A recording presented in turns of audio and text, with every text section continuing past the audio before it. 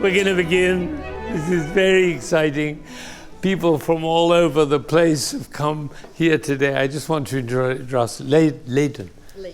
Lady. Yes. L-E-I-D-Y. I just met her in the corridor and she said, I just arrived from Dallas. I just came for the class. I thought, wow, is this amazing? And thank you for coming. And on behalf of all the people who have taken the trouble to come here, sometimes for very small distances and sometimes for very long distances. And it's interesting to know why we are gathered here together. This is not a master class. A master class is where a master dispenses his experience, wisdom, and tips. All right, that's what a master class is. And the students come to learn from the master. This is an interpretation in which we are all students. Right? We're all students. Every one of us as musicians, whatever status we have, whatever position we have, whatever experience we have, we are all students. And students together.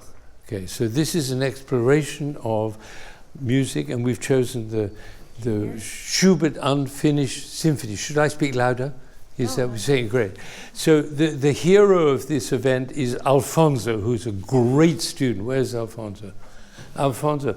This was Alfonso's idea. Alfonso is the assistant conductor of the Boston Philharmonic and the Boston Philharmonic Youth Orchestra. And he came with this idea. He said, let's have a class on conducting with something like an orchestra. We've never done this before. And he gathered the whole group together, and then he found 3 conductors. And I've never met them. I mean, I know one of them because he plays in the orchestra. The orchestra is consisting of, and when I look around this stage, this is some of the best musical talent in the country gathered on this stage. They're all members of the Boston Philharmonic Youth Orchestra. We just performed Mahler's 6th in Symphony Hall last weekend, and they were all part of it. And I want to hug every one of them for their incredible playing and for the mastery that they brought. And Alfonso had the cheeky idea of actually asking them to come and play here today to make us feel as though we have an orchestra here or something like. And of course, the essential part of Dina. Dina is the glue, the center of our class, and she's had more marriage proposals as a result of this company. But everybody loves Dina. All right. And you know, this is amazing because this kid, how old are you? 8. What's an 8-year-old doing in a class about Schubert? Thank you for being here. And it's absolutely right you're here. And then just now you may have noticed I greeted my dear friend and beloved colleague, Christopher Wilkins, one of the most talented, most able, most giving, and most wonderful conductors in America. He came just along just to see what was going on here. We love each other. We've been together for 45 years, something like that. Why is he here? Well, it's here because we're exploring together what is going on with this music thing. Now, we have 3 conductors, and I want to get to work because we only have time for 3, and ideally it would be great to give each one of them the full 2 hours, but we can't do it. So what we're going to do is we're going to begin, and you're going to have to imagine this is the Vienna Philharmonic or the Berlin Philharmonic or the Boston Philharmonic Youth Orchestra, and these conductors have come in, and the first one is Thomas. And Thomas Butler. Some of you have read his bio. I have not, because I didn't have time. And moreover, we are not our biographies. Get that? When you walk into a room, you're not your biography. You're whoever you are at that moment for the people who meet you. So, Thomas, please walk up and stand at the stand. And just the only thing I know about Thomas is that he's been working with Alfonso. Alfonso is a very gifted teacher, as well as a conductor, but he loves to teach young conductors, and this is one of his fellows, okay? So Thomas, Schubert unfinished, just begin.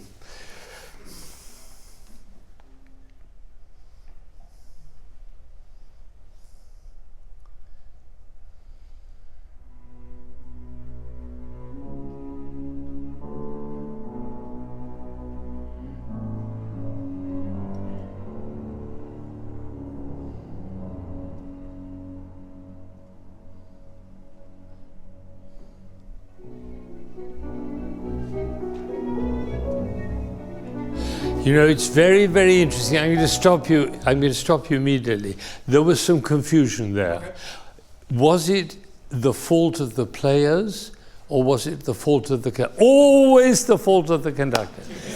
Right? If anything goes wrong in a musical piece or in life, it's always the fault of the conductor. Right? So that's a very important thing to realize. And never, ever blame the players for what they do, because it's always your responsibility. So let me just talk immediately about your walk from your chair to the podium. You looked worried, right?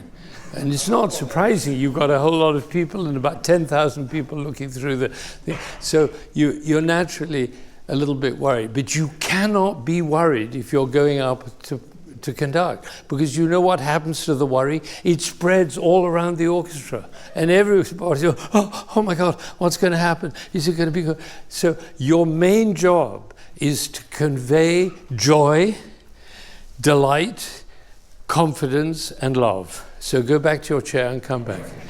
Don't take your leave your music. All right. Okay. Remember what?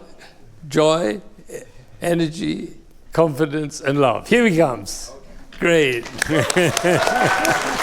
Okay, great. Good. Off we go. Schubert.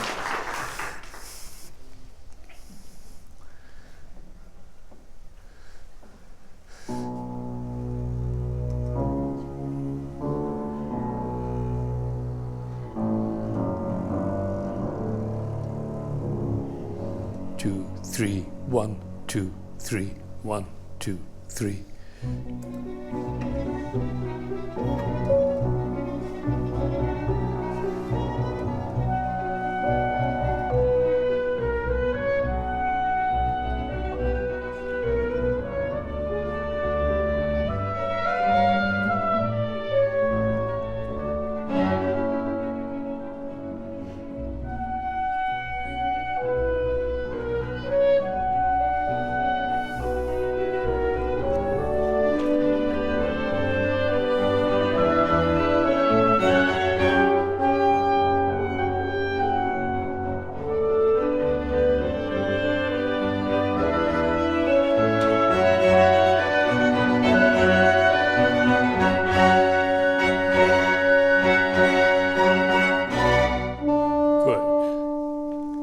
Good, very good. All right, now, let me just tell you, one of the problems you're having is in your communication with the players, because you look down so much and you look still, unfortunately, so worried.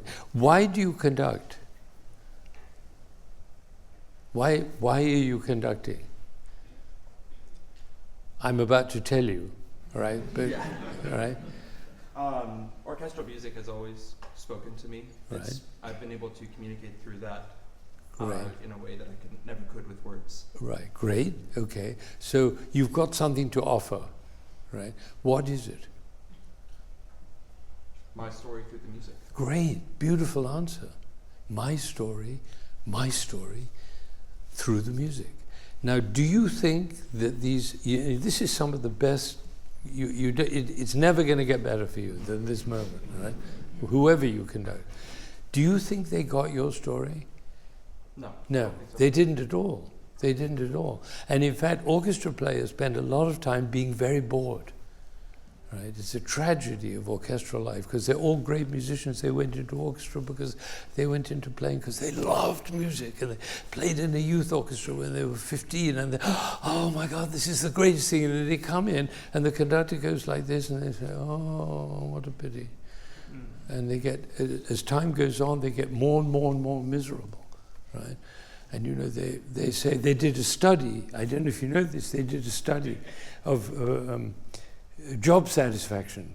At Harvard, 28 professions they looked at. You know where the orchestra players came? Just below prison guards in terms of their job satisfaction. Because it's a miserable life, because you can't do anything. You just have to sit there and play. So it depends on you to bring out the glory that is inside this man and inside this man and inside this woman, and bring it out so that they feel, oh, he's asking me everything I've got. But you're not doing that, obviously, because you're too worried about yourself. Right? You're anxious about yourself. We don't care about you. We care about Schubert and what his message is. So this is a big deal, because you think of conducting as moving your hands. It isn't that, it's conveying your heart. Right, you got that? Yes. That's all they care about. Yes. And look, the hands are important too. But the problem with the way you're conducting is you're doing 1, 2, 3. This music is not 1, 2, 3. It's 1, 1, 1, 1. Right? It's all, every bar is a beat. Can you get that idea? Bom, bom. Because if you were in the shower, you wouldn't sing bom, bom, bom, bom, bom, bom. No, you wouldn't sing that way. You sing, and then your hands do what you're singing. Right? It's not the other way around. You got it?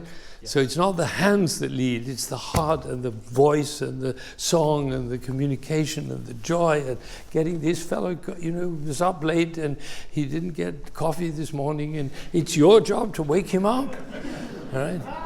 Early in the morning. You got it? It's a completely different job than the one you think it is, right? And I'm not blaming you, I'm just inviting you to start thinking about it. First of all, get to know them as you're conducting. Because you've got 10 fabulous musicians here. And your job is to know every one of them, know their heart, know their playing, and know what they love, and know what they're interested in. All of that is done while you're conducting. You don't have to say a word, all right? Right. Try again. So move the tempo. It's an allegro, it's not an andagio. Okay. It's not an andante, it's an allegro. So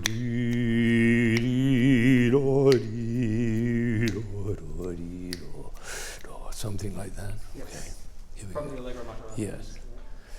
Yeah. The trouble with this is we're about to play music and I'm the conductor. Right. It's not about being a conductor. In fact, don't conduct.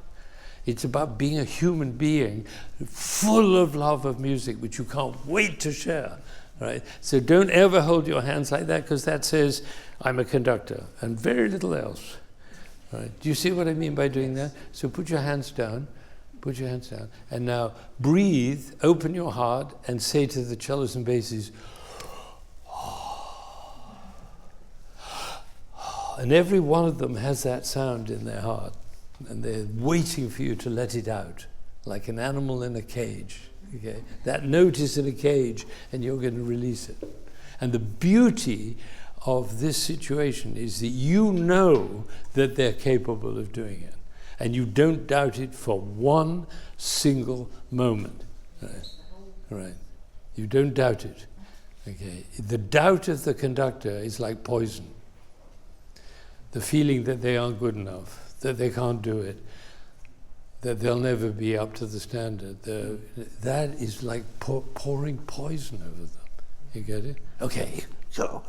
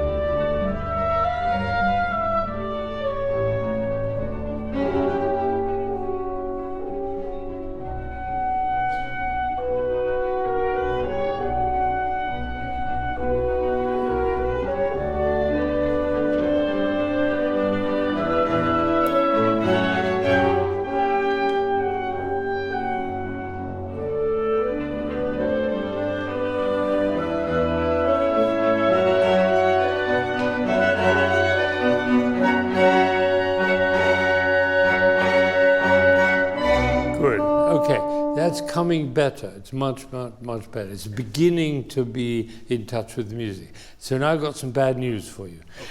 if you come from bar 9, right, that's where the allegro starts, okay? Yes. So we're going to start there, and you're not going to conduct, okay? No conducting. Okay. And you're going to hear what they have to offer. Are you ready? Yes. One, boom.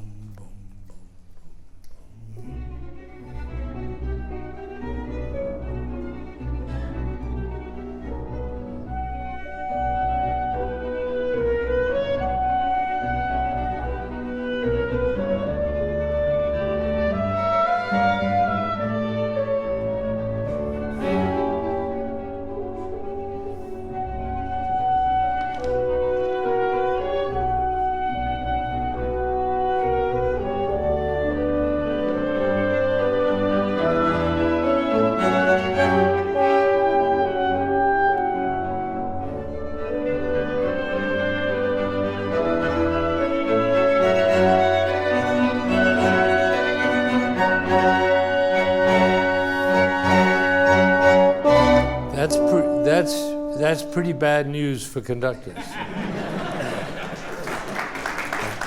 So,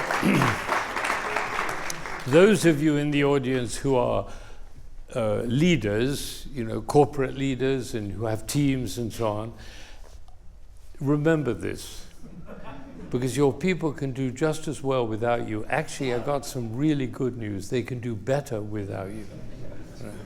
Because we think that by meddling in the affairs of our players or people who work for us, that we can improve them.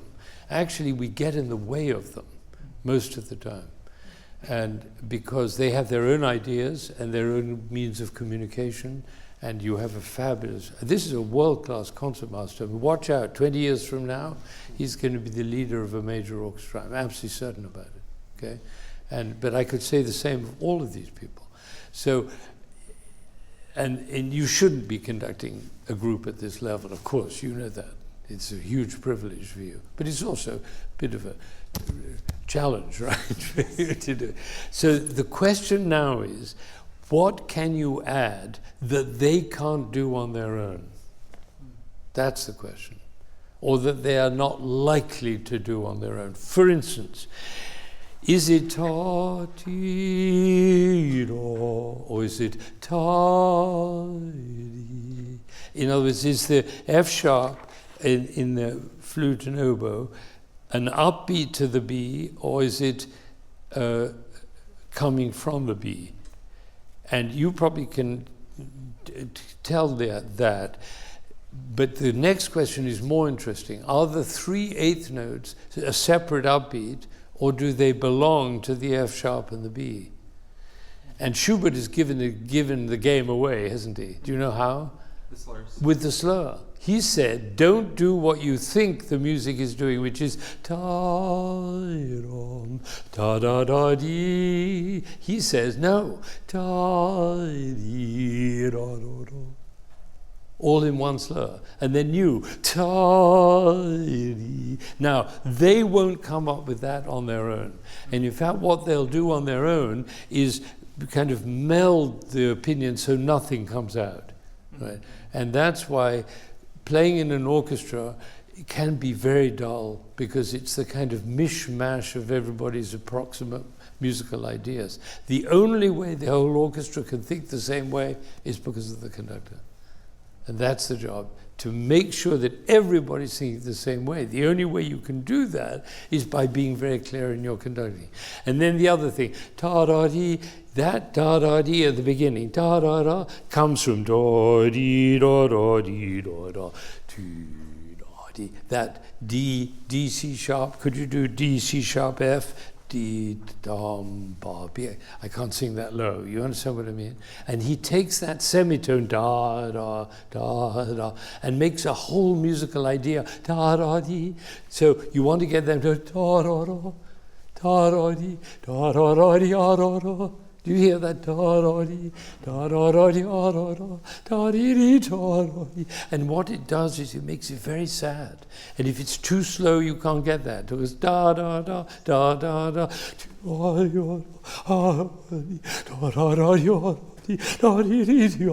this is desperately sad, hopelessly sad, moving, terrifying, right? So can you get some of that? Yes. All right, I'll give you one last chance and then we're going to move on, okay? All right. From the beginning, please. Yeah, don't conduct.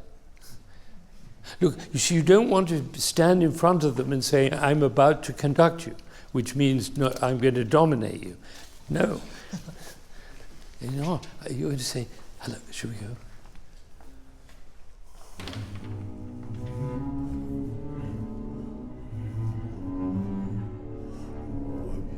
I mean, that's the way I hear it, because it's an allegro, it's not an andante. I know you've heard 1,000 recordings and they all, right, so do it again.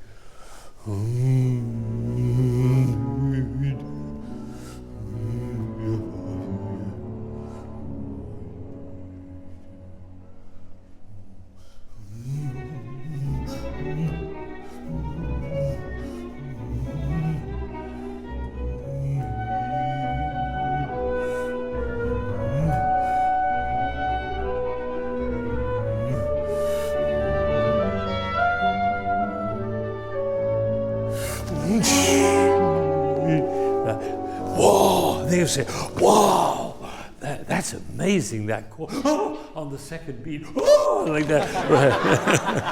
Right. One last chance, and then we'll move on.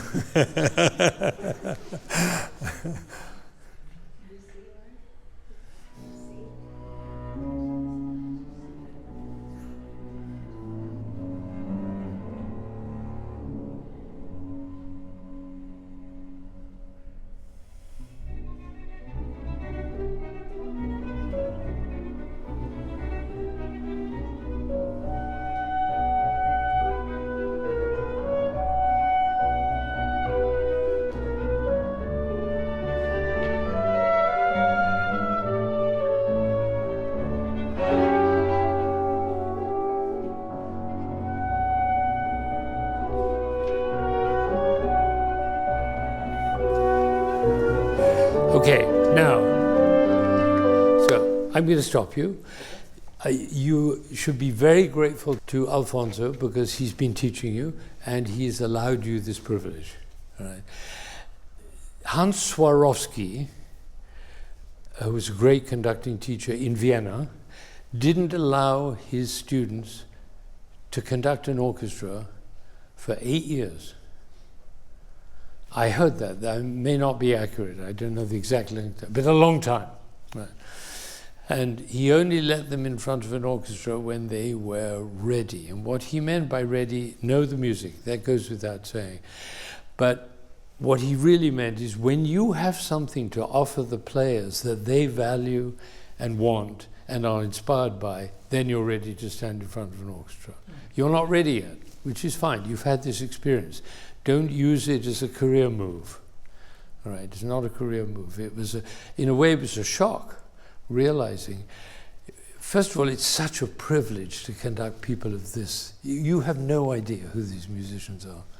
Every time I go in front of the youth orchestra, this is a youth orchestra, every time I go, I feel this enormous privilege to be with these musicians because of what they bring to it. It's incredible.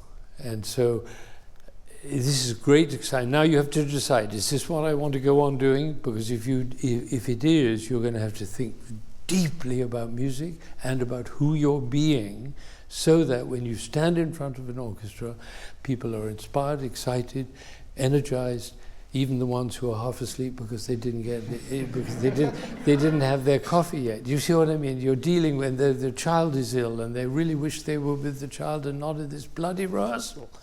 Right? So our job is to keep them energized, joyful, connected, and alive. That's the thing. And to do that, you have to be truly at the top of your human game. You got it? All right, so don't take this as a reprimand, it's an inspiration, right? To raise your game. Because to be a conductor is to be a leader of people, right? So there's no difference between what you're doing on the podium, what Mandela was doing when he led South Africa. What? But most conductors don't realize that. They don't realize that. One of the things I love about that Christopher Wilkins guy over there is he gets that in his DNA. Every time he opens his mouth or moves his hands or interacts with people, it's an inspiration. It never questions it. But most conductors, unfortunately, treat it like a job. And the players resent it. Or they close down. Sometimes both. All right. So this is a shocking statement. But it's not only that every time there's a mistake, it's the fault of the conductor, but every time an orchestra player is bored, it's the fault of the conductor. And incidentally, that's true of that 8-year-old child. When his eyes are not shining, it's no good blaming him. Right? Right? So ask this question: who am I being that my player's eyes are not shining? Or who am I being that this little 8-year-old child is bored and irritated and behaves in an... That's our responsibility. And do you get that? Great. Fantastic. Bravo. Well done. Julian. Yeah. Now, the only thing I know about Julian is he's been sitting in the orchestra playing the celeste for the Mahler. And he's fabulous. He's absolutely, I have no idea. Conductor, I didn't know he was a conductor. He sits and, you played so beautifully on the Mahler. And your celeste playing was so interesting and always reliable and wonderful. The celeste part in Mahler 6th is very, very exciting. And so that's how I know you. So now you're stepping up as a conductor. And you don't have to take that tempo. You do whatever you wanted. That's the trouble with a class like this. Somebody steps up and thinks they have to do the same. No, you do whatever you have in your heart. So, Julian.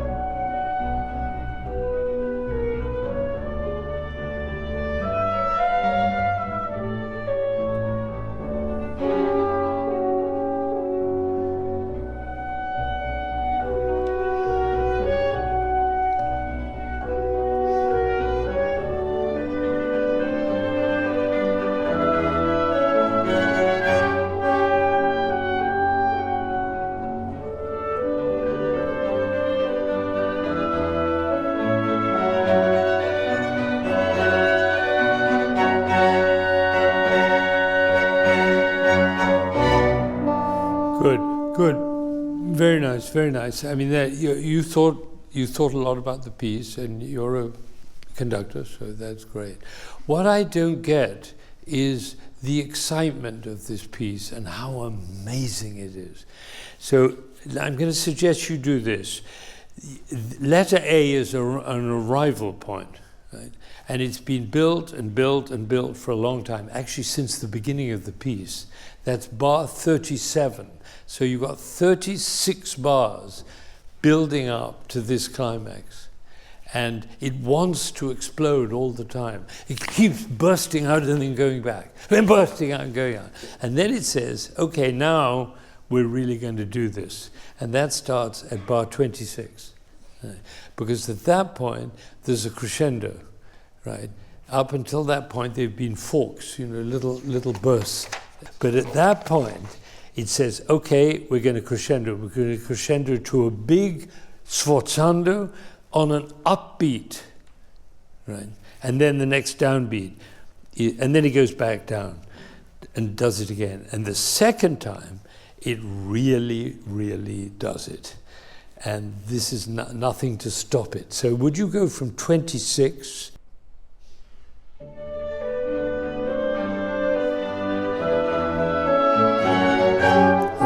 Now, the crescendo only comes in the second bar. So the first bar is held. It wants to crescendo, but you won't allow it to crescendo. And then the second bar really goes big, and then it comes down again, once again.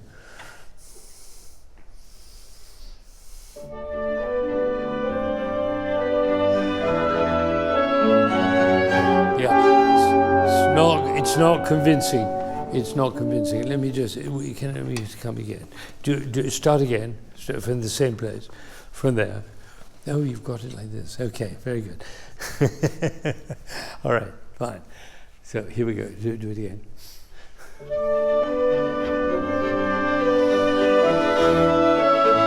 Yeah, but where's it going? Look, do it again. Do it again.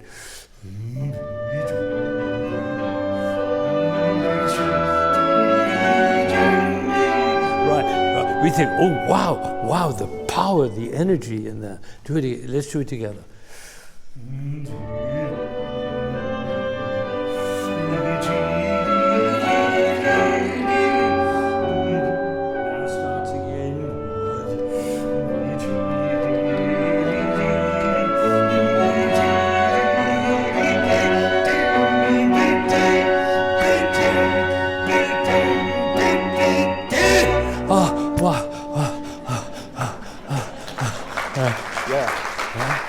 That's Schubert.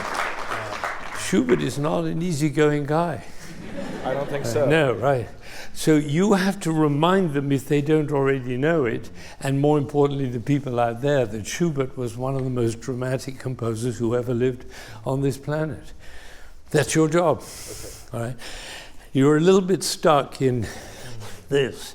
I always say, don't conduct, because that wasn't conducting what I was doing. It was nothing to do with it. All right, should we try one more time? So, let me see, what can we do? Go back to the beginning.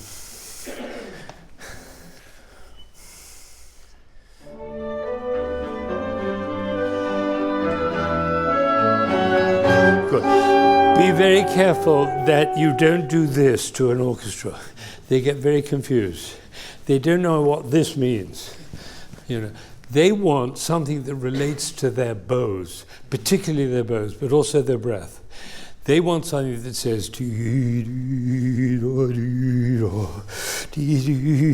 they want a sign that gives them the feeling they're pulling a piece of elastic, like this, or not even elastic, something calico, pulling like that. So this is very distracting to players. Okay, so we try. You're doing well. Let's try it again. 26. No, wait. That's that starts piano, right? So it's the beginning. I know what would be better for you is let's go. I don't have any plan here. In other words, I haven't planned anything out. We're just reacting to what's happening, something that might be useful to you. So I'd like to give you a chance to do the beginning again, with some of these ideas that we've been talking about. You're very, very intelligent. I can see, I already knew that, not from your biography, but from your celeste playing, right? Beautiful. The thing that's in the way for you is your intelligence. And they're not interested in your intelligence. They certainly are not interested in your biography. They are interested in what you make them feel. Do you understand that? So they're interested, does this person make me feel intense and communicative and passionate and alive and awake? And it's very hard to know how that comes through. So I asked an orchestra player once, how long does it take you before you know that you're going to be happy playing for a conductor? And his answer was 5 seconds before he starts conducting. Right. They've already made up their mind. And it's interesting, isn't it? Because we think we should spend our time studying and learning and in the library and doing our graphs and so on. But actually the most important work we ever do is with ourselves. Right? Let that sink in. That's the only really important work. It's who are we being? Who are we emanating? What do we give out? And if we're having a problem, I always say this, if the eyes aren't shining, ask the question, who am I being? Right. So so for you, your intellect is not in question. Your intelligence is not in question. You could do some work with your hands. But what I say to you is just think a lot about how you're relating to the world. Right? And this is a great opportunity because you're young. I'm 86 tomorrow, right? So these are my last bits of advice. Okay, to spend 86% of your time on yourself and 15% on the rest of it. Probably the wrong calculation is probably wrong. Probably should be a little less, right? Yeah. Right. Okay, I'll take your advice. But that's what they want. They want your musical love and your generosity of spirit. So go from the beginning. Do you see well without your glasses? I can. You can. Would you try to take them off? Sure, right? Yeah. Just for interest, because just be with them as close as you can in terms of the connection. Right?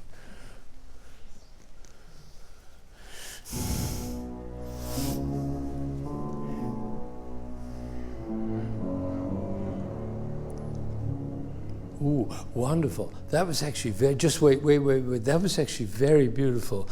Can you listen as much as you conduct? Listen to them, because they're actually doing something very, very beautiful. Join them.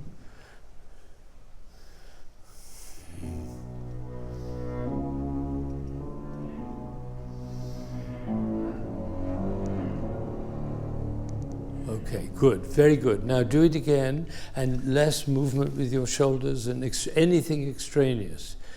Just pure relationship between them. It's very beautiful. You're really creating a beautiful sound here.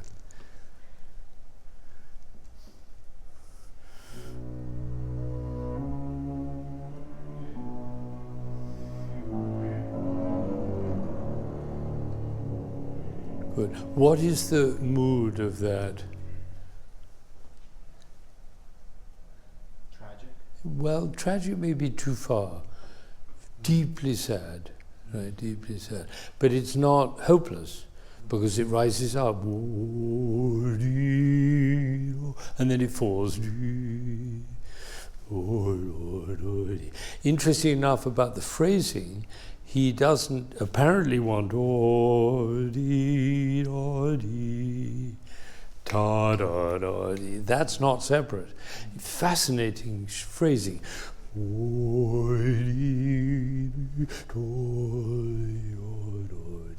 Those three quarter notes belong to the third bar, isn't that interesting?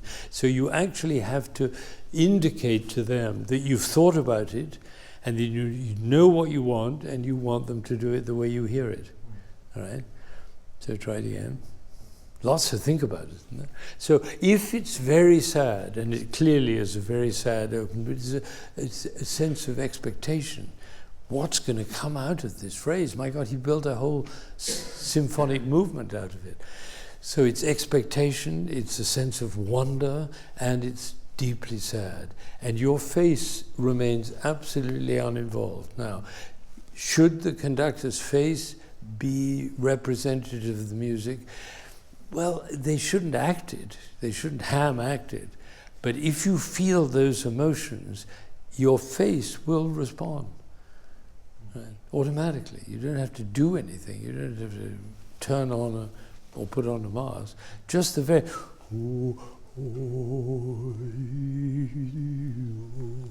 Oh, it's amazing. Awestruck. It's very soft, very sad.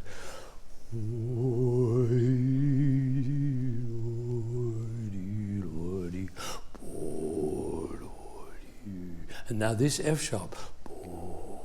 Wow, what's going to happen? 3 bars. 1, 2, 3.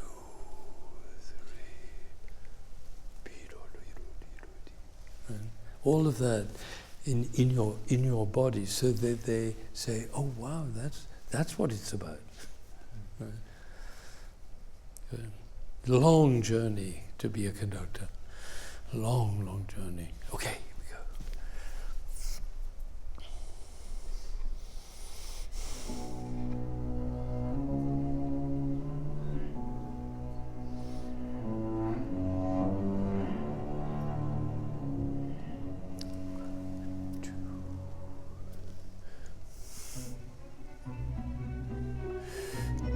you realize you confuse them with an extra beat.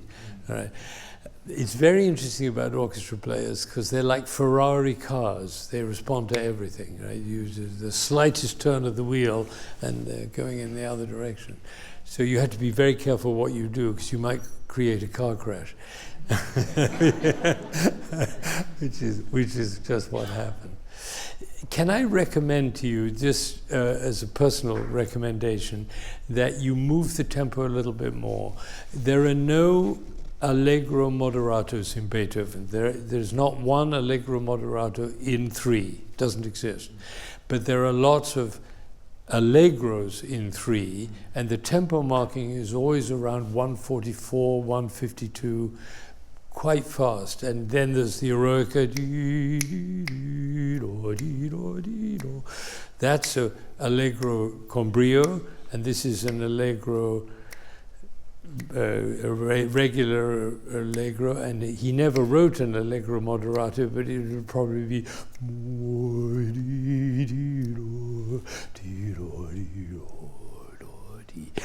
2, 3. Then each bar is a beat in a 4-bar phrase, and that phrase, I love to inculcate that thinking into the mind of every musician that I work with, that what we're really dealing with here is beats in a 4-bar phrase, or 5 or 6 bars, whatever it is.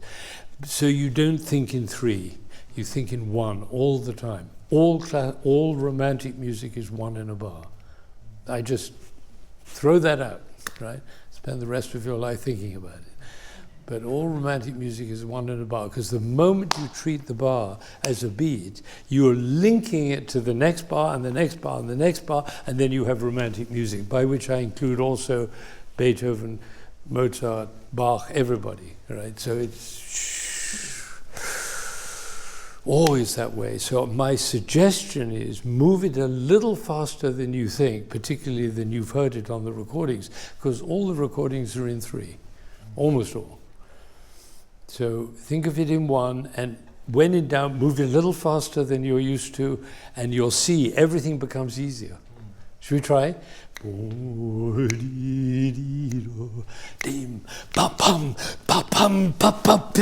Like that, all right? Should we try? 2, 3, 4. 1, 2,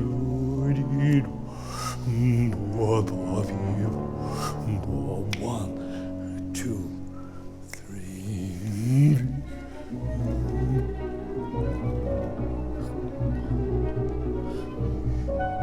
Yeah, you see, one of the things I love this guy. I mean, this guy is unbelievable, and we're so lucky to have him. And this one too, they're great. But he was so alive with ideas, and you didn't notice it. He was going, because he's a great player and a great musician and a great leader, and you were going, you didn't register that you had a relationship with this great musician, right? So that's another whole level of engagement, isn't it, for you to realize that you're in relationship with all the players in the orchestra, right? So that, and you've played in an orchestra, you know what it feels like, right? So that's another whole realm of, and I love the fact that I'm surrounded by these great musicians when I conduct an orchestra. It gets me up in the morning in a state of great excitement, and also concerned that I may not be good enough for them, right? That's a good state of mind to be in. So I study some more, and I think, is it this way or is it this way? Shouldn't it this way? That's what studying is about. All right, one more time. 3. I'm going to say 2, 3, 4, and I'm referring to bars. You understand that? Once you all get that as musicians, as teachers, as chamber music players, once you get that 2, 3, 4 in a piece that's in 3 is referring to the bars, not the beats. And then you stop thinking about individual notes, right? So 2, 3. And could you look excited? Are you excited? Good. If you're excited, inform your face about it. Yeah. Right. Your face hasn't found out that you're excited. Okay. Yeah. Very tragic. Yeah. Okay. Here we go. 2, 3, 4.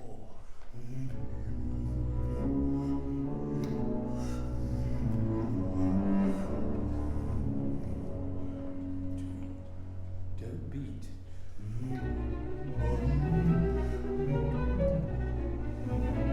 Here they go.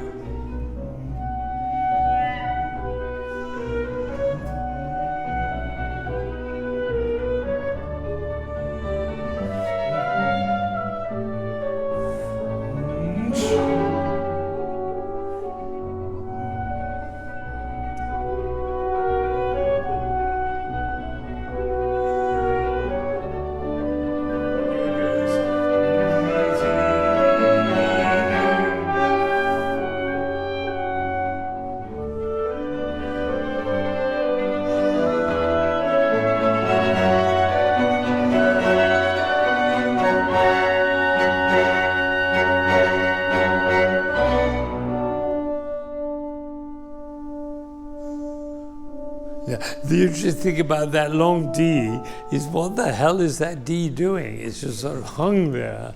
Well, the reason is because he's built up so much energy that he is like stepping off a cliff and then watching the person fall to the ground. I mean, it takes a little time.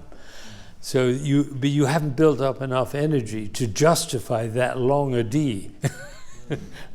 In order to have a D that long, Schubert has to build up an unbelievable amount of power and energy. And then the D, you don't want to conduct through the D like this. You feel it. 1, 2, 3. And then you say to the orchestra, all right, here we go. Pum, pum, P. All right, so just do from 2 bars before A. And it's forte, and then it's fortissimo, and you know where it goes from fortissimo to treble fortissimo. Schubert didn't have 3 fortissimos. It took Tchaikovsky to use 5 of them, 5 Fs. You know, he wanted to convey the feeling that it was fairly loud. Okay, so 4 before A.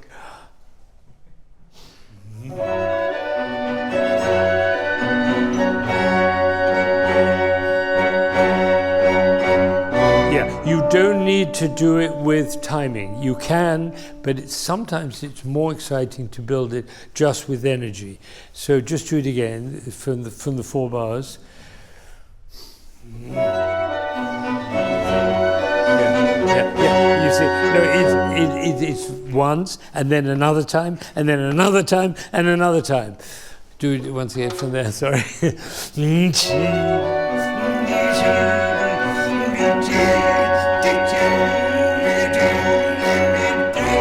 Right now, there's a reason for a long D, right? Because you need time to recover from that. So try it again, and don't hold back. How old are you? 21. 21, great. So you should be giving everything you have. You can get more and more boring as you get older. But don't be boring at 21, right? Please don't, right? Somebody said you have to behave. There's a parent or somebody in there saying, you got to behave, you got to behave, you got to look good, you got to wear a good suit, you got to... And Schubert said, forget all that stuff and go for it, go for broke, all right? I had a cellist student at NEC who came to play for me. He had an audition, very important audition. He wanted to be associate cellist in Barcelona. And he came to play at my house, and he played. It was good. Good playing. I said, great, Marius, good cellist. Probably you'll get into the... He wanted to go to be in Barcelona in the orchestra there, where he came from. I said, good. He said, I don't think they'll give you that job, because to be in that position, you have to really give everything. You have to go for broke. You know? So I went to the piano and started playing Dvorak. And he went, and in 15 minutes, his hair was all over the place, sweat pouring down. He's going like this. I said, great, terrific, now you got it. And the moment he left that night, we had a little wine and some spaghetti. He was over 21. I said, don't play the first way in the audition, play the second way. He said, oh, I play second way, of course. So he came back 3 weeks later and he said, I said, how did he go? He said, didn't get the job. I said, oh, never mind, you'll have other... No, he said, I've got more story to tell. He said, I was so pissed off, he had this heavy Spanish accent, I was so pissed off, I said, fuck it, he said. He said, I went to another audition for a town called in Valladolid, and I won the job. Twice the salary of the other job. I said, what happened? He said, I play second way. So in the class, I introduced this new concept, beyond the pocket. Right? Okay. All right. And it went everywhere. I talked to a Catholic girls' school in Monterey, and I told about Beyond the Pocket. And then the sister Carlotta, who was the headmistress, she wrote me a letter. She said, BTFI has become our school motto. Okay, well, there you go. All right, so take your jacket off. Okay. All right, and let's go for it. Okay, we're going to build this crescendo. Really build it, and not really beyond the pocket. Okay, are you ready? Are you ready? 34. 34, here we go.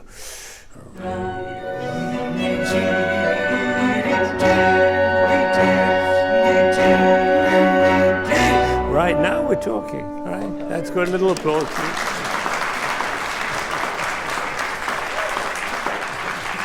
Remember that, and start living your life that way. Schubert demands everything we have. Schubert, to me, in the end, people always say, who's your favorite composer? They assume I'm going to say Mahler, or Beethoven, or Mozart, or Bach. Yeah, they're all great. Schubert is great. No, I shouldn't. But probably the last notes I want to hear in my life is going to be Schubert. Because he delved deeper. I mean, he was dead at 31. Think about that. He wrote 650 songs. He wrote symphonies. He wrote string quartets. He wrote two of the greatest piano trios ever created. He wrote piano sonatas, impromptus. I mean, it's just unbelievable. And so when we approach Schubert, it's with everything we have in our resources. And all we ask of our players is they give the same. All right, shall we do it one more time? I'd love to. Great, let's do it from the beginning. And imagine that this is the last time you're ever going to conduct Schubert Unfinished. You know what happens in life? You walk out of the library and a bus. It could happen. Right, it could happen. Boston drivers. Right, Boston drivers, exactly. And then we'll write a letter to your parents and say, we're really sorry, but you should have heard the opening.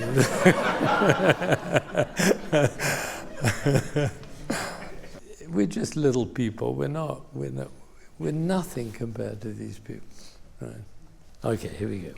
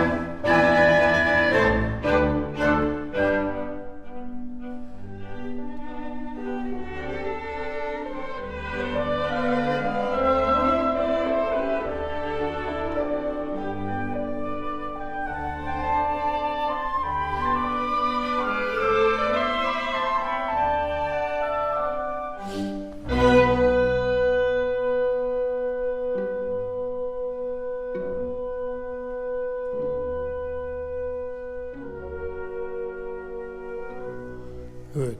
All right. Very good. Very good. I let you go because, yeah, that's right. Let me tell you what I think they're saying with their applause, which is you were like a bird flying out of a cage, and everyone thinks of themselves, at least in part, as somebody living in a cage. So what you do when you do that and get them to come out like that is it's very moving. It's moving not just bravo, but it's moving thank you for opening up something that I didn't have access to. So that's part of our role as musicians, is to get inside the mind, the soul, the heart, whatever we want to say, the spirit of the audience, and bring out in the audience those things that have been suppressed or stopped or in some way negated. And you did that just now. It was very beautiful. What I think you would be wise to do, I don't use the word should, I don't know, those of you who've been around me a long time don't hear me say the word should often, if ever. But what's open for you is to really work on what in your body language is working for the music, because a lot of it isn't. And it's because you haven't practiced the way these guys have practiced their instruments, making themselves really economical, no gestures which are not useful to playing. You're just a musician up there. So I would say spend some time with good teachers working on so many of your gestures, if not irritating, at least confusing. Right? And orchestra players get irritated easily because they spend they spend a lot of time in rehearsals, and if they see those gestures. So you're a good musician, you're a serious musician, and I think everybody in the group probably feels good, great, go on, develop this, but take it very serious, like a great violinist or an athlete, and get a coach, be meticulous that everything you do is for the music and for the players. And then I think you could do really, really well. There were some very beautiful moments. The opening was really gorgeous, and it had a kind of shape. It was really beautiful, and so you're on the way. As a pianist mainly, is that right? Pianist? Or, yeah. Which is your instrument? Piano. Yeah, right. Learn a string instrument, because the thing is, most conductors are pianists, and that's right, because most composers are pianists. Almost all the composers were pianists. No, I don't mean in modern times, I mean going back in the past. I only know of one, that was Berlioz. He was a guitar player. Did you know that? He played the guitar. But everybody else was a pianist. And usually, Mozart played the violin and the piano, and those are the instruments. And the gestures of a violinist or a cellist are the gestures of the music. And therefore, if you're conducting, and you don't make string player conducting gestures. And that is a deficiency for you, because if you did, you would get that sound out of your string players. And there are 60 string players in an orchestra, and the winds are individualists anyway. And so,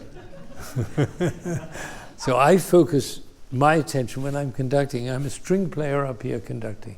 And I think they feel that, because I know the length of their bow, and I know when they get a change, and I know what a slide feels like. If you haven't had that experience, no, then you really need to do that, because we have to be available to the players to give them everything they need to be great, right? Including understanding what they're doing.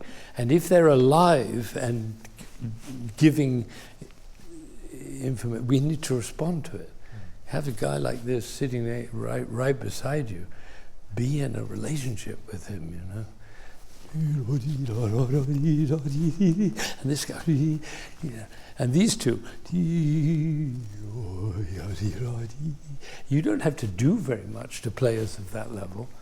You don't have to. This is nothing to do with music. Right? Eliminate the beats.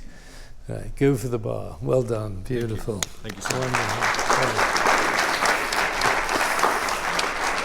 Oh, yes. Good. Wonderful. So this is Sara, right? Sara Aldana. And the only thing I know about Sara is that she got up and got in a plane and came here from Detroit for this moment. So that's all I know about her, right? Okay. And I have tremendous respect for somebody who would put themselves out really extremely much for the benefit of music. And so, Sara, thank you for doing it. I was quite stunned when I heard it, and that's why I've left the last hour for you, so that you feel as though, yeah, but you would have come even if it had been 15 minutes. I know, right, great. And that says a huge amount about you. I haven't read your bio. I actually don't care about your bio. You may have a PhD. I don't care. But the fact you got on a plane and traveled to Boston to be here for this moment, that's enough. Okay, it's all we need to tell. Now we have to wait for our...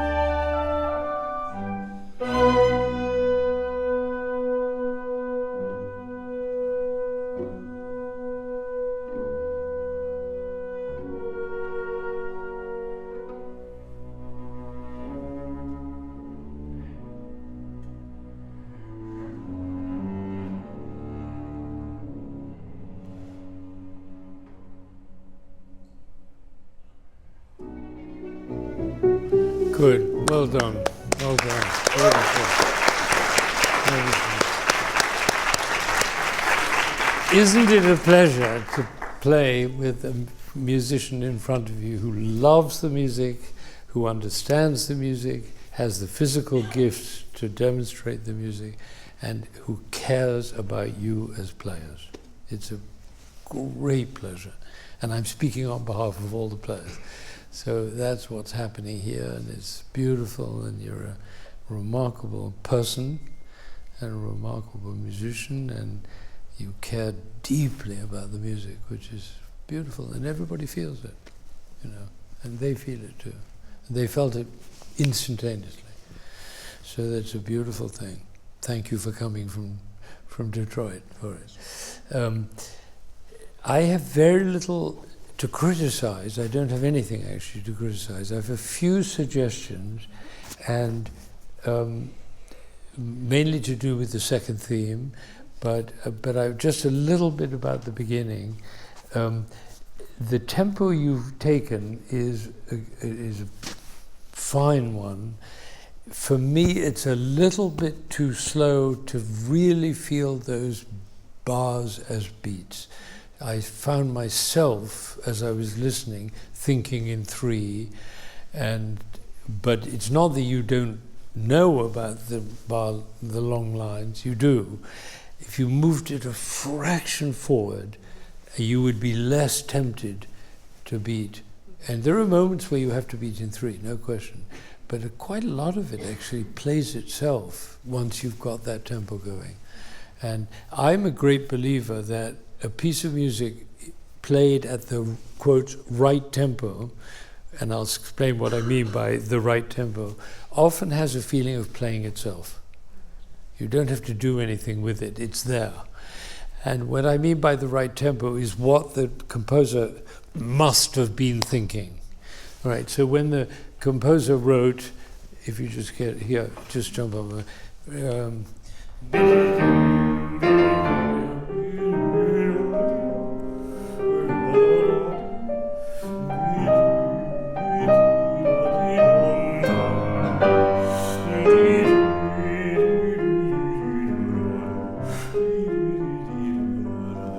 That music feels so right at that tempo. And that's the tempo of his metronome mark. Now, does that always coincide? No. Sometimes the metronome mark doesn't fit. And Schubert didn't use the metronome. But there is a sense, when you get it right, that you don't have to do anything to it. It'll play itself. And we didn't quite have that. So my suggestion is just a suggestion that you give up the andante quality of this and go for the allegro quality. That's the first thing.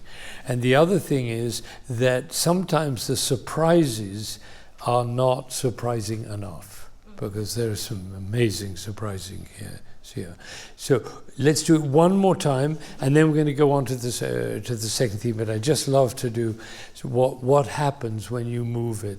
And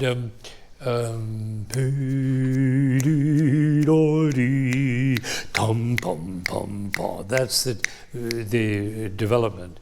So if you took that, where it really sounds great at that tempo, do the beginning at that tempo.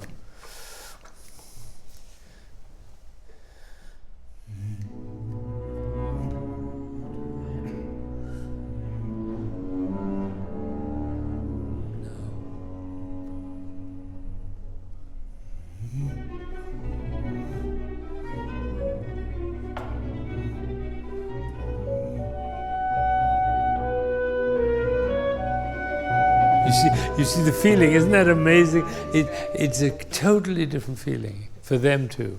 So that was great. You have a bad habit of opening your mouth and closing it a lot. I can say that we're not in public here, this is private. It's distracting, all right? It's unnecessary. Great, beautiful. Okay, now let's go on to the second theme.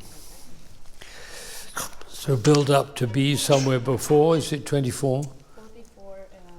44A. Right, great.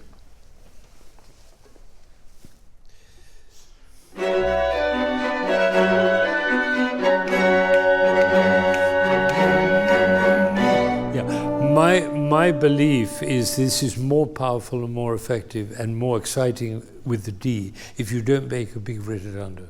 D, ba-pum, ba-pum, ba-ba-pum, and then, wow, what comes next? Whereas if you make a big thing about it, you've taken away the desire to go on.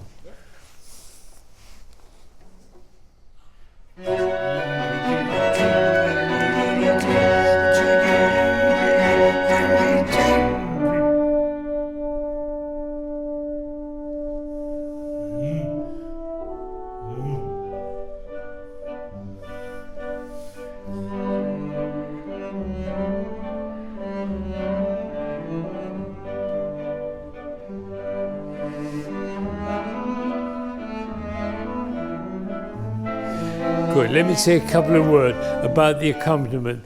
They're being very classical with the accompaniment. Da, da, da, da.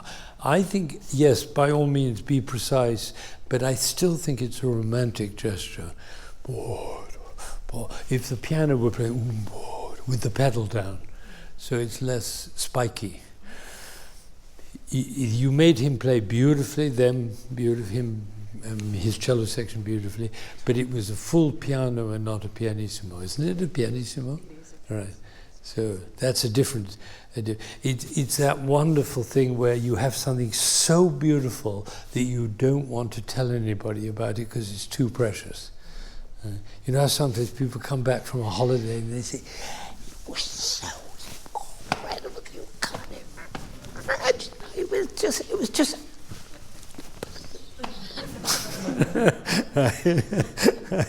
Right, that's that kind of pianissimo. So if you can somehow give him the permission to be expansive, but it's not piano yet. It will be, but it isn't yet. So pianissimo. And the other thing is, where are the beats? It's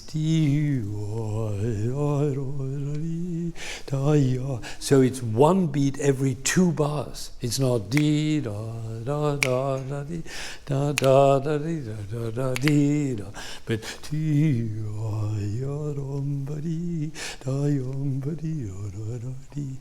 And some gesture like that would be really wonderful if you could give the feeling. That's the opposite of this. And they don't need much. And them playing very legato, because they have a slur with dots under it. That's a portato gesture. It's not staccato, right? And yes, let's do it. Let's do it from the D. From the right on A? No, it's just 2 bars before the tune. That's enough.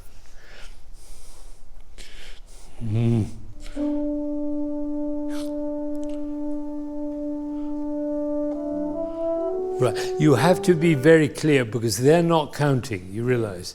You're counting, but they're not. Okay. Right. So you have to be very clear. Bum, bum, ba.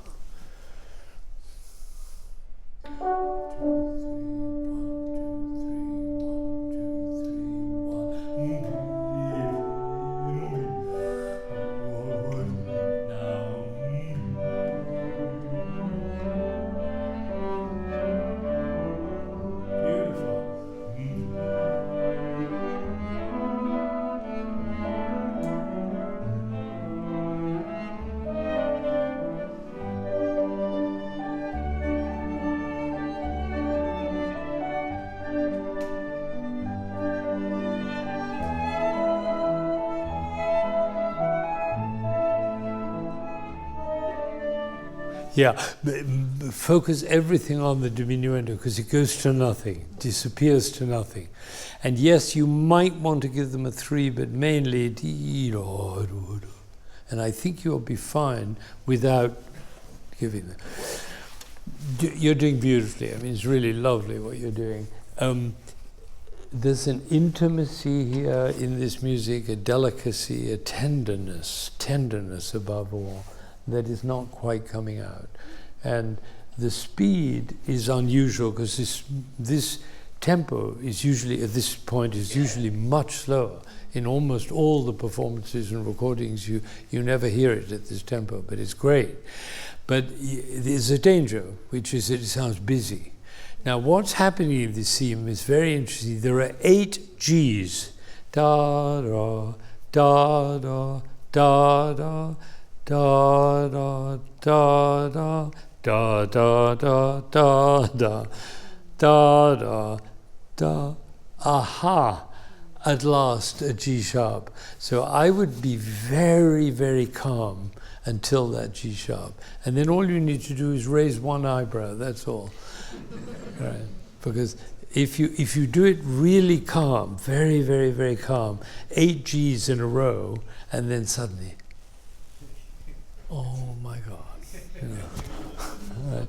Whereas there's so much energy going on in your conducting that the G sharp just passes by as unimportant. So just do right from there. Maybe 2 bars before the cello tune. 42. Yeah. 42? Okay.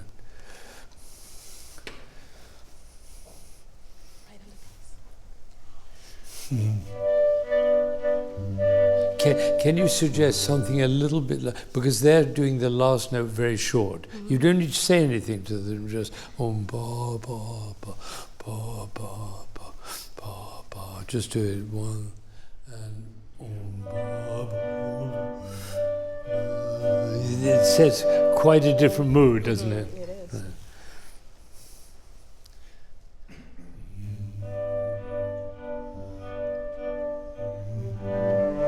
Yeah, I would do something that pulls them into a quiet mode. Just do it once again.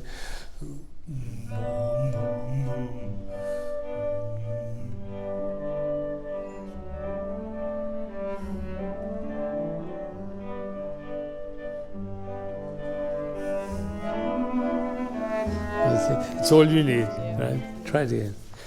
And you notice there are no 3s in this. It's all just 1. And they're all good musicians. They know where the notes are.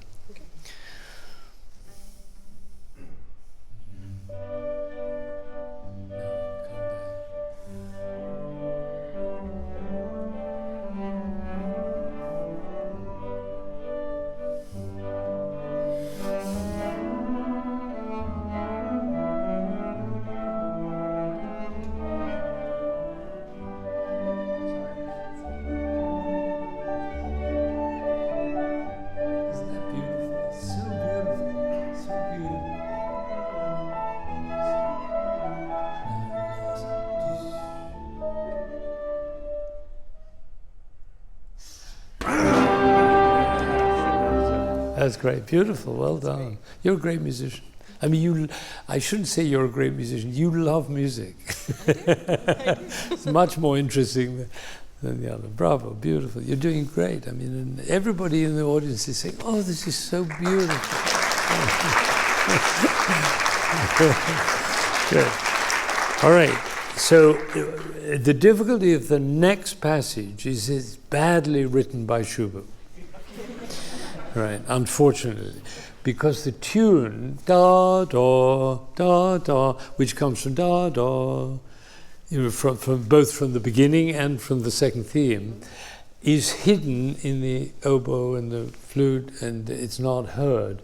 And so the strings, which are just playing individual notes, tend to always dominate, and you can't hear. And you may have to stop in the rehearsal and tell something, but if you can conduct in such a way that you physically relate to the winds and give the impression that you don't want quite so much from the strings. Go on.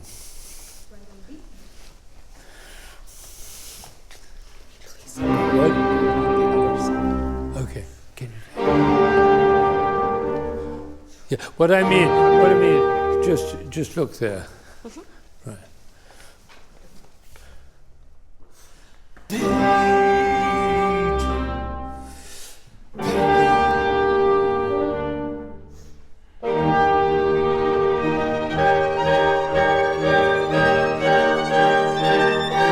Trick here, little trick. The first note of that passage is an end, and then the next 6 quarter notes are an upbeat. Okay. So ti-do, ti-do. Now tim pam pam pam pam tim pam pam pim pam, and recovers the tempo. Otherwise, it's all slow. Yeah. All right, great.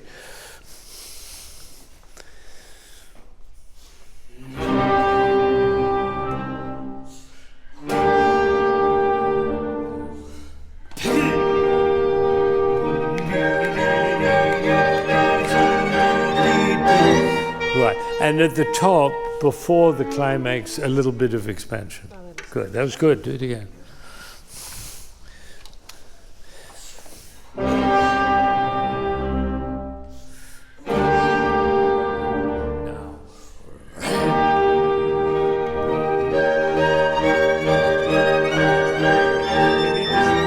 Say something.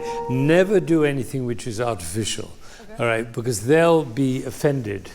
Players are offended by artificiality. So just do a natural thing.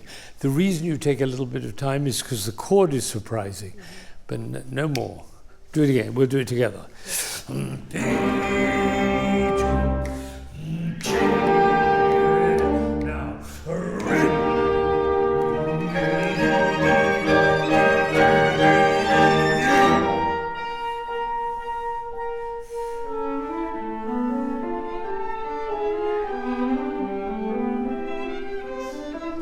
One thing you hear that's interesting, you're doing da da dum ba dee da dum ba dee da da da dum ba dee da da da dee.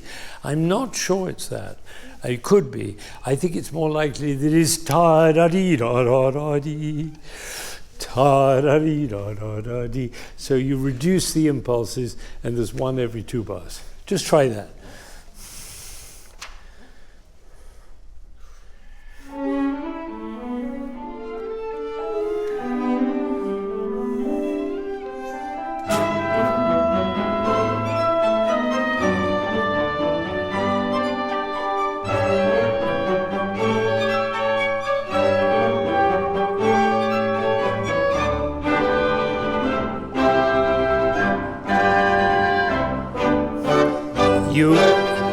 I watched a very good conductor last night who was conducting a modern piece, and it depended on very clear accents, everybody together, pizzicato and so on, and it was amazing. Like that. And it was everyone was perfectly together. You're trusting it'll be fine. I don't think it will. So one, it's really clear. Should we do that?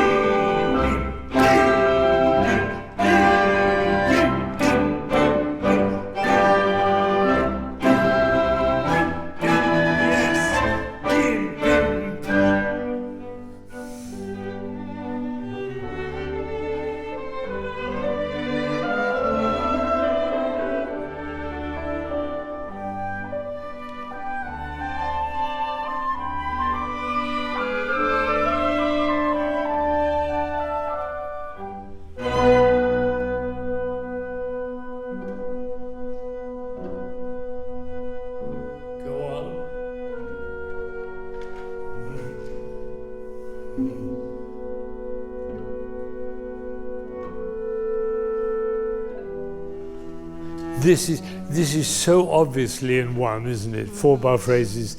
So think of it just as a simple 4-bar phrase. Just do that from here.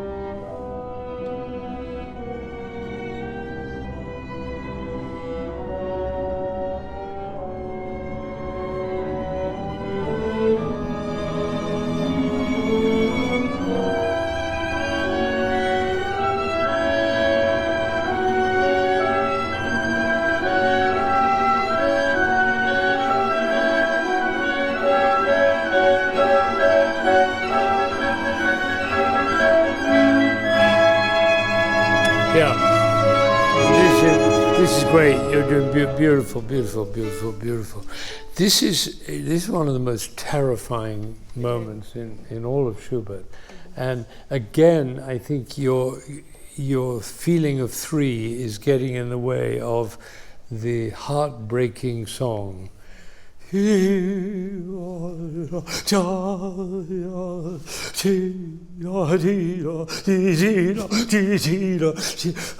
doesn't want to be held back. It wants to be. It's not an allegro molto. It's not eroica. It's not, but it is an allegro. So I would suggest just do from the, just do the second ending, and I'll show you what I mean. Second ending, every three.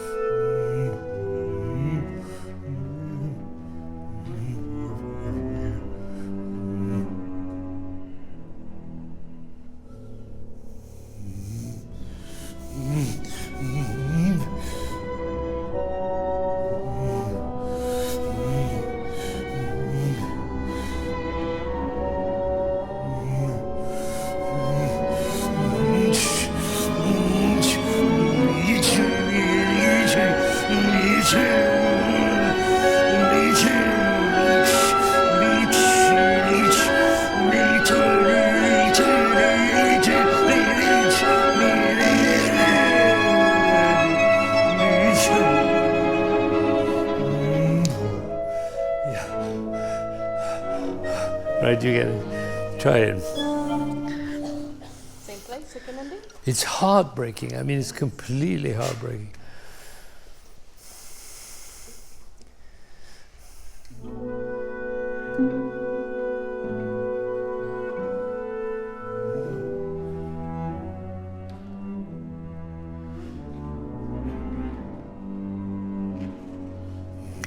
Tempo. Surprise.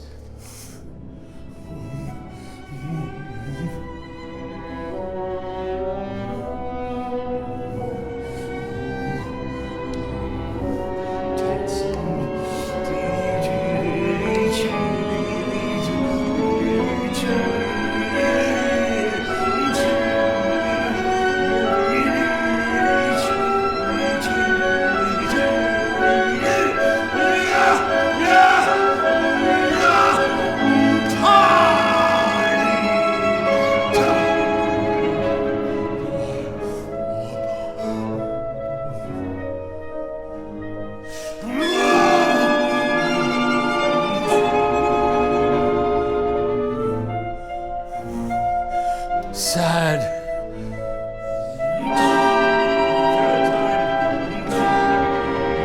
Keep it going. Just live trouble.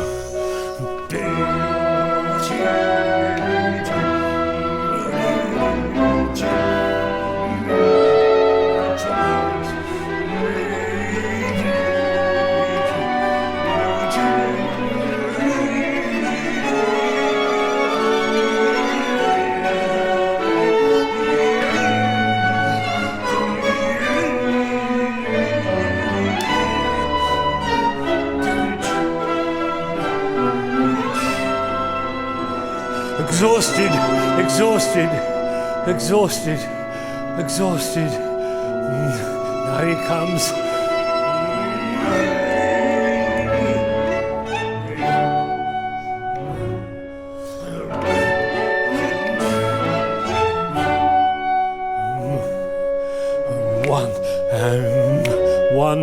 One.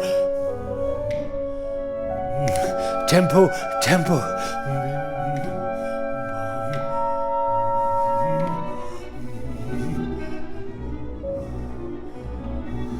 Beautiful.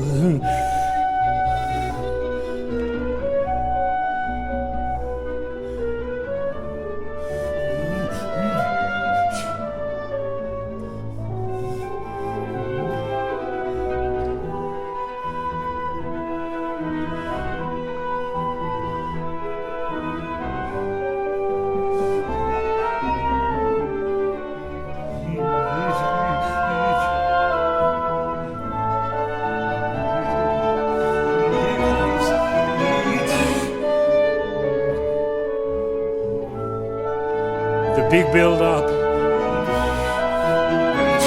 Keep it going.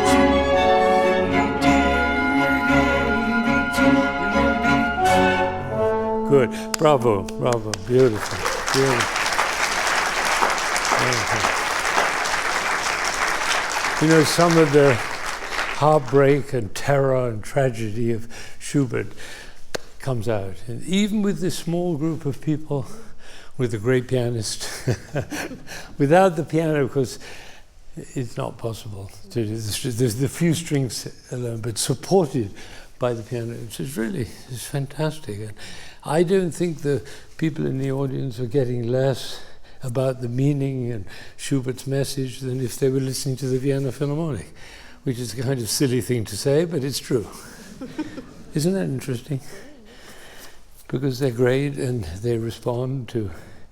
There's something terrifying about that development section. And it should take people into a world of awestruck terror. Of just... And if you can give the feeling to the players that you've been there, you understand the sorrow and the pain and the crying. Yeah, that always that G against the F sharp is just so poignant and so heartbreaking and creates a direct road into their souls and also into their experience. And that's our job. And if we're not doing that, we're actually wasting their time. It's not pretty. Right? It's not pretty. And you're great. I mean, you're a real musician and artist, and you feel deeply. And there's just a little bit of stuff in the way of the purest emotion that Schubert wants to give us. I hope the last thing I hear in life is songs from the Winterreise, you know. And that's the world this comes from. He was 24 when he wrote. How old are you? 21. 21. You're 19, yeah. 23, yeah. Schubert was your age when he wrote this piece. How is it possible that he'd had all these experiences, that he understood this emotion? I mean, it's just staggering. Would you like to do a little of the second movement? Yeah, we'll listen. Great. Let's do the second movement.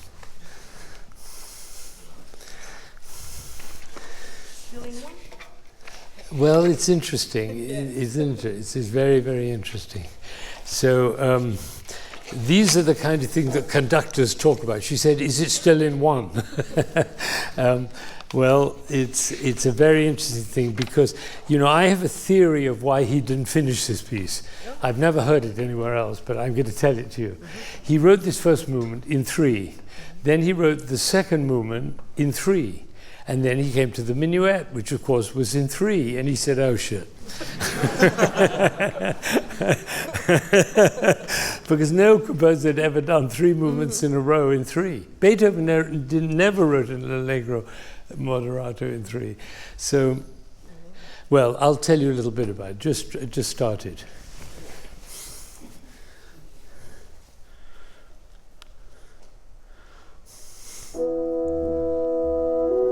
Yeah, of course, you've got to be very clear when you start a piece that they don't know what beat you're in.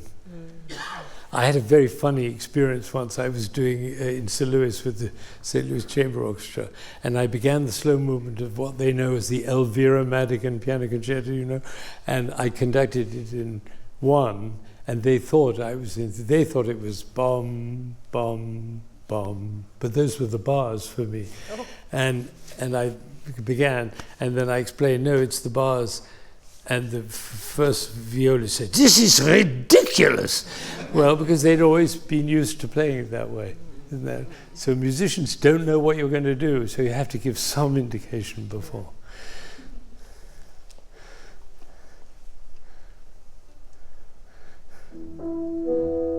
That always take care of horn players. Because horn is the most difficult instrument to play in the orchestra, and if a horn player makes a mistake, it's always the conductor's fault. I just invented that. Okay, all right. So I'm very conscious that the horn players, whatever else is playing, right, perfect. I take full credit.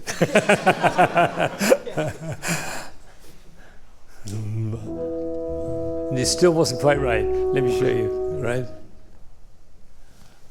Right, it's because I see him breathe, so I know exactly where the note is going to be, I know. Perfect. Right. And he'll be perfect every time, so long as I take care of it.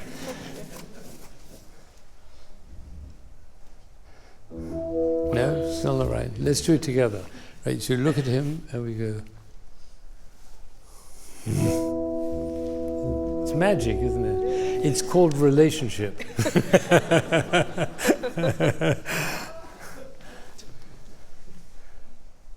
No, it's not going to work. No, because he went like that. You've got to raise your arms the way he breathes. Right. So I see him breathe.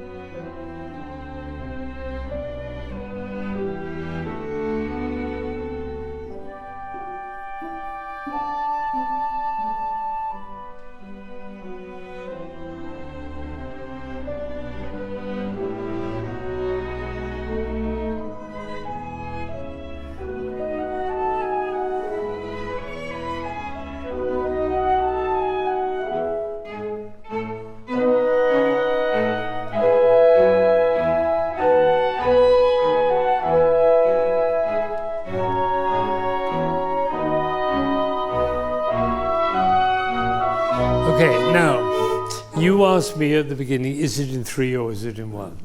And there's no way of knowing, because Schubert didn't tell you. He only said andante con moto. Right? And if I hear this, do from that fortissimo, with the upbeat 1, 2, 3, 1.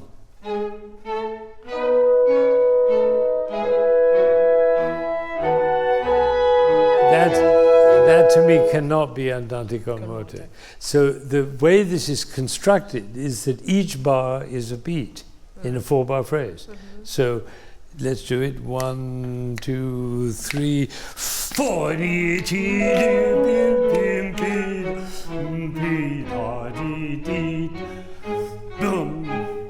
2, 3. Right.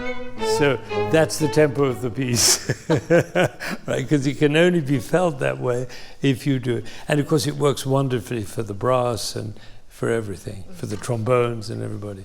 So, and I would suggest not da da da, but ti ta ti ti ta ti da da ti da da ti da da. End of the 4-bar phrase. New ti da. Should we try that? Do bar before, what's that bar? 2 before A. 2 before A, right? 3, 4.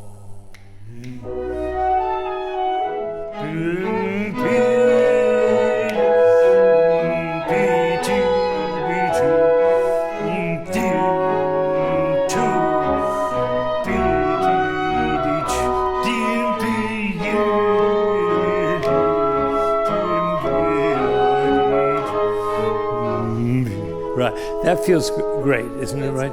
And you may have to do a little 3s to keep it buoyant, like a ping pong ball, and it has to be kept up all the time. So, but it's basically in 1. Should we try the same thing one more time? Yeah. And see if you can make it sweep over 4 bars. And when you get to the end of the 4 bars, take a big breath, and the trombones take a big breath, and they start the next phrase. 3. This is 2 before, and 1, 2, 3, 4,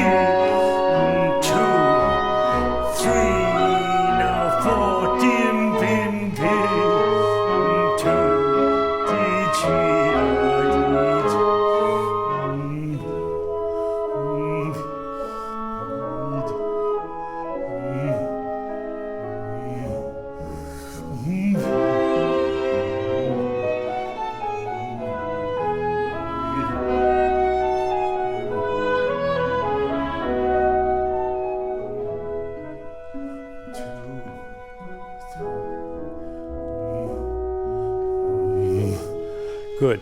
Now, that feels to me, I never got a chance to talk to Schubert about this. But if I had, I would have said, you mean it, of course, in one, right? And he would have said, of course. Because that feels so great. Now, if that is the tempo, and we don't know, because he didn't leave metronome marks, if that is the tempo, you're going to have to do that from the beginning. And the interesting thing about this piece, unlike the first movement, which never ends, it goes and goes and goes and goes until that famous D. This is about stopping. Everything stops. It's the exact opposite. It's a wonderful combination of a piece that and a piece that stops. So the beginning, one and boom, boom, boom, boom, boom. Well, I was just doing the pizzicato, right? So it's boom, boom, boom, pi, dum, bum. You see, everything stopped, even right at the beginning. All right. So the whole piece is about that. So now go from the beginning, and I don't know whether you're going to be in 3 or 1 or what you're going to do. It doesn't matter, but you have to be clear. I would do 3, 4, and stop.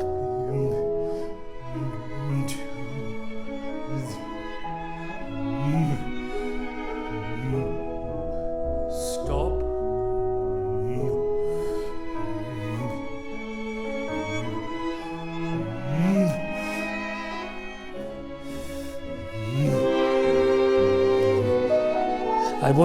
I just want to draw your attention here. The 1, 2, 3, 4, right?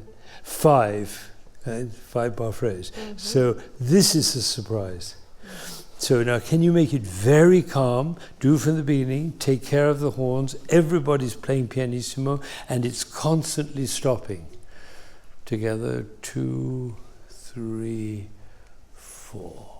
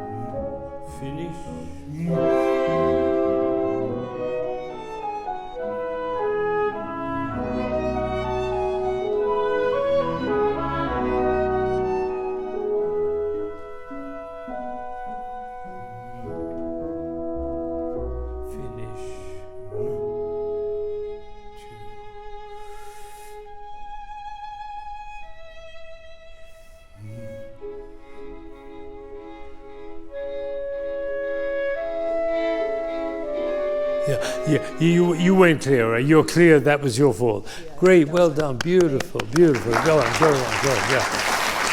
Now,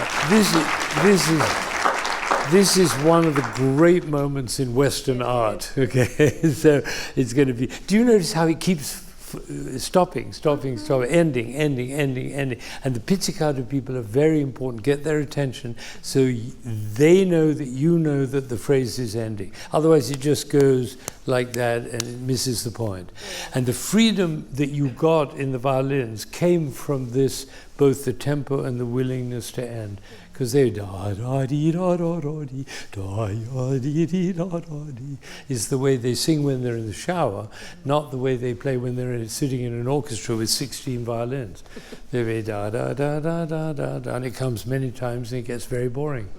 Whereas the way he was playing it could never be boring, even if you've heard it 1,000 times. Isn't that beautiful? So let's set up this incredibly beautiful clarinet solo from the G sharp. Should we do?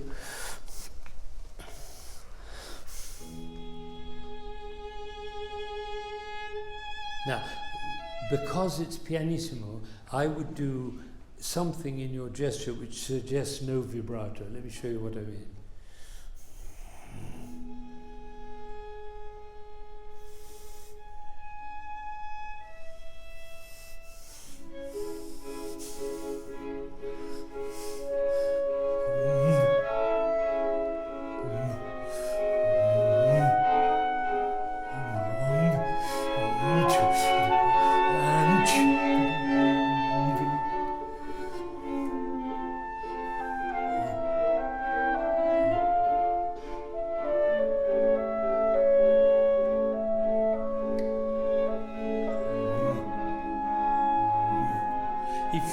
If you were conducting the Vienna Philharmonic, they know the piece very well, and you had a clarinetist like that, you probably wouldn't conduct at all.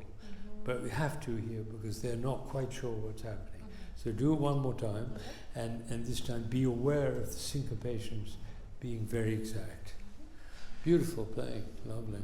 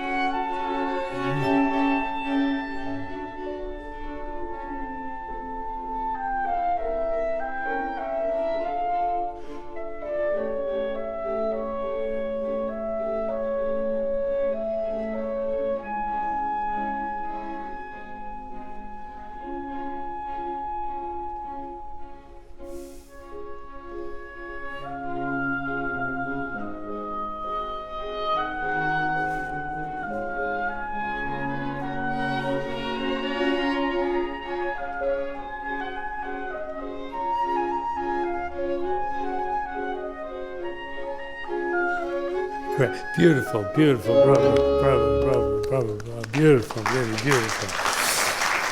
Moments like this, where you have soloists, wonderful soloists, I would suggest to them that you trust them and you're following them. If they don't do something that you want, you can always add it later. For instance, he does the accents a little bit placid, and I think they're a little bit sharper, so you can give that. But otherwise, create a beautiful carpet on which this beautiful thing can be. Just try one more time and have it be about the soloists. They're very different, and the sound is different because different instruments, different personalities. So one more time from this. And you don't need to say anything to the violins, because if you do this gesture, most of them will play without vibrato, and if a couple of them do vibrato, it doesn't do any harm. But if you do.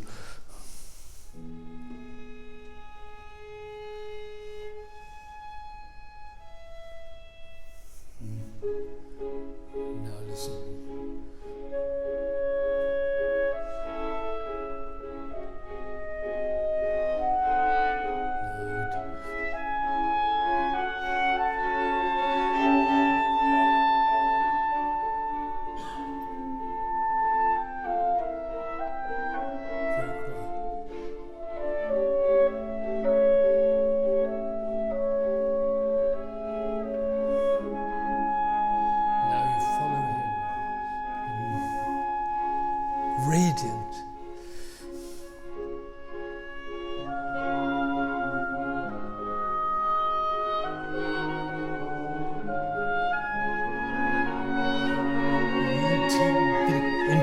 Enjoy.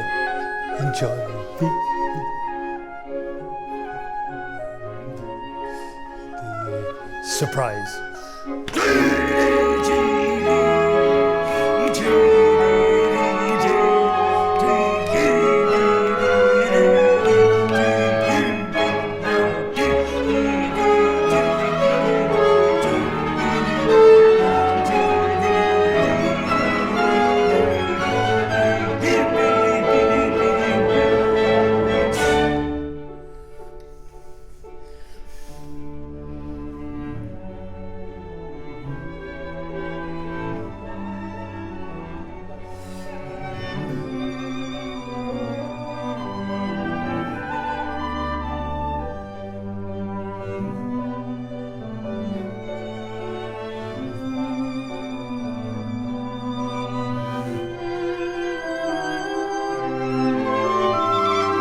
Gradient Maggiore.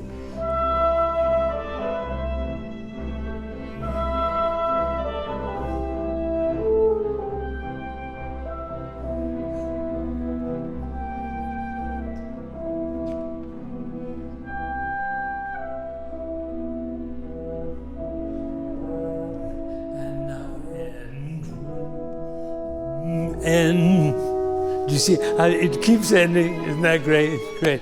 Well, look, you've done a beautiful job. It's really wonderful. It's a pleasure to have you here. Thank you. And you know, it's very dangerous to talk on behalf of other people because you don't really know what they're thinking. But I can, without fail, tell you everybody here enjoyed themselves in your presence and with your work, and I can, without worry that they may disagree, I don't think that anybody would disagree, because you're a pleasure. And music should always be a pleasure, should always be a joy, should always be respectful, which you are, and loving. And if that is the atmosphere in a rehearsal, orchestra players will be happy to be there, and at the end of a long rehearsal, they'll still be happy. And that's the aim in life of conductors, because you don't make a sound. You depend entirely on them to make beautiful sounds, make the sounds you have in your imagination, and whether they feel generous and willing and able is up to you. And that's true, of course, of all leadership. Whatever you're doing, the activities of the people around you depend on you as the leader to release, to enable, to empower, whatever words you want to use. None of the words are as good as the actual experience. The result, in my experience, is shining eyes. Right. Your eyes are shining, mine is. Look, this guy doesn't have shining eyes all the time, I tell you. He works at Whole Foods. Is that right? I may have got, yeah, right. He doesn't look like that when he's working at the Whole Foods, I promise you. You know, the only place people are fully engaged, relaxed, joyful, and expressed is in music.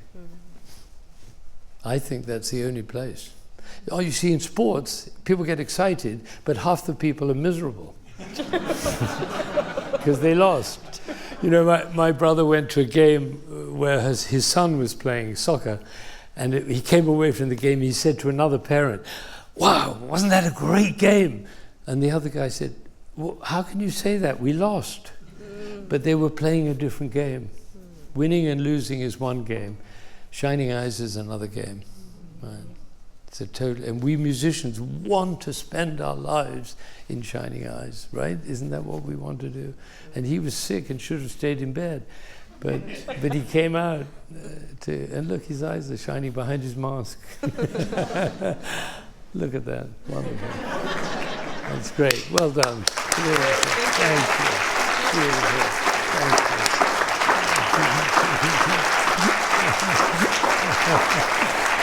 This was great. Thank you. Great job.